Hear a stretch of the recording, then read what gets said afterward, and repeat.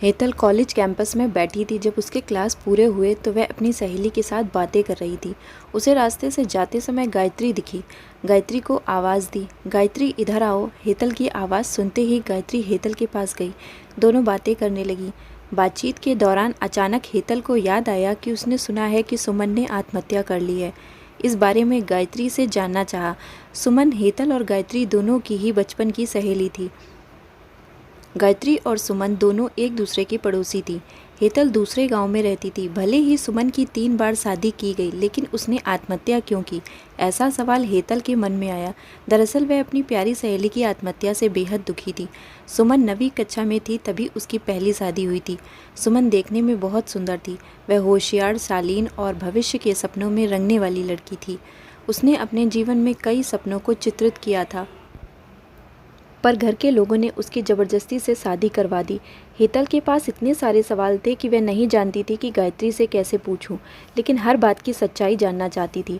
और आखिर में गायत्री से पूछा कि सुमन ने आत्महत्या क्यों की। एक क्षण के लिए गायत्री चुप हो गई।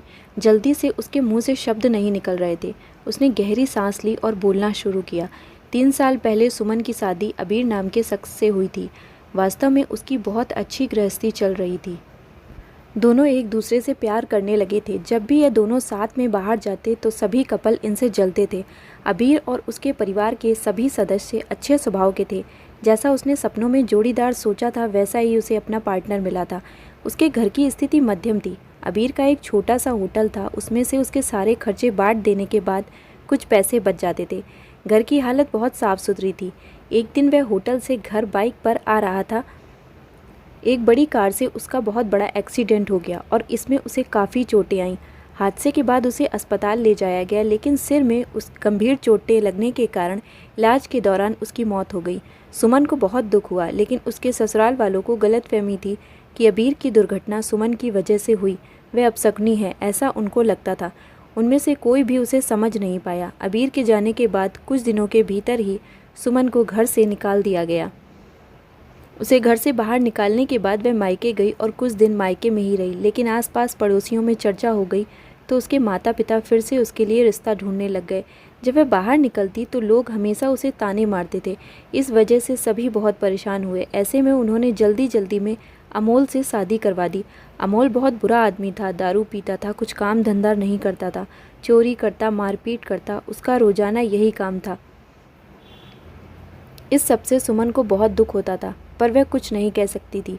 एक बार एक रात को वह देर से घर आया और जल्दी जल्दी में घर में कुछ ढूंढने लगा।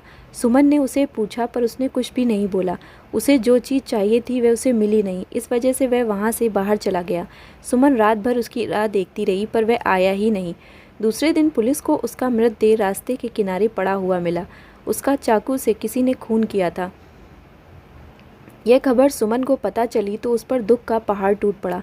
कुछ दिनों तक वह अपनी ससुराल में रही, लेकिन बाद में ससुराल वालों ने उसे प्रताड़ित करना शुरू कर दिया। इस वजह से सुमन वापस मायके आ गई।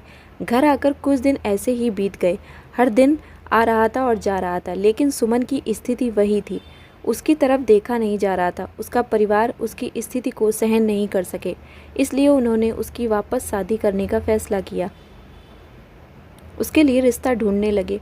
उनके रिश्तेदारों में गौतम नाम का लड़का था।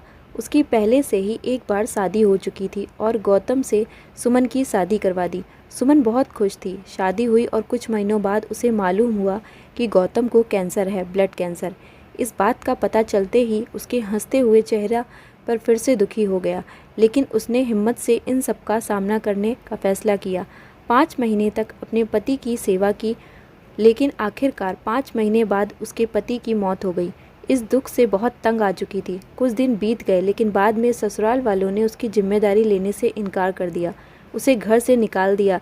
उसके बाद वह फिर मायके चली गई, लेकिन उसके माता पिता, उसके भाई भाभी ने भी उसे घर में आने नहीं दिया। सभी तरफ से रास्ते बंद हो चुके थे उसके लिए। उसे उम्मीद की कोई किरण नज़र नहीं आ रही थी। अंत में उसने खुद को ख़त्म करने का फैसला किया। उसका जीवन समाप्त कर दिया। सुमन की ये कहानी सुनकर हेतल की आंखें आंसुओं से भरकर बह रही थी। पूरा दिन वह सुमन के बारे में सोचती रही। क्या इन तीनों घटनाओं में बेचारी सुमन का कोई भी दोस्त था? क्या उसके माँ बाप को सिर्फ उसकी शादी कर उसे हर बार किसी के पास भेज देना सही था? वो उसे अपने पैरों पर खड़ा करने की कोशिश भी कर सकते थे।